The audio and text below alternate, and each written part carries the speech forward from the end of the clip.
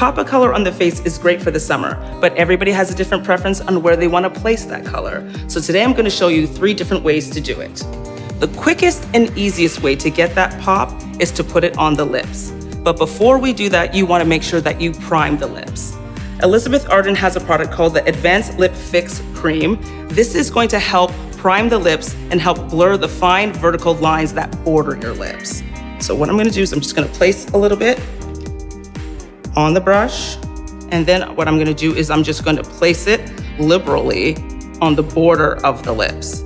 This is going to really soften the edges and make sure when you put the lipstick on top of it that it doesn't bleed out. The bold color that we're going to apply is from a company called Douce, and it's a color called All for Love. First, we draw a line to create a border like this. So you make sure the lipstick doesn't bleed out. And you want to make sure when you're doing a bold color that you're playing down the rest of your makeup so the rest of your makeup doesn't compete with the bold color.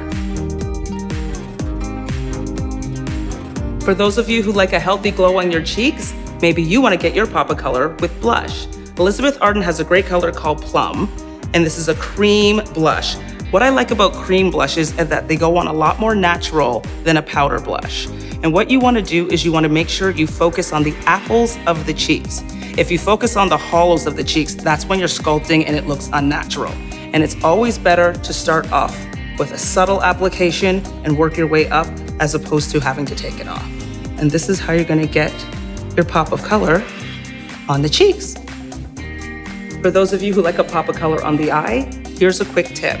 Instead of putting the color all over the lid, which might be a little overwhelming, try drawing a thin line along the base of the lash with eyeshadow and an angle brush. So what I'm going to do is I'm just going to draw a thin, tiny line along the base of the lashes. And why I'm using eyeshadow, because eyeshadow is going to show up a lot more subtle than an eye pencil. And don't try to do one continuous line and hold it that way, because what's going to happen is your hand's going to get wobbly. And there you go. There's the pop of color.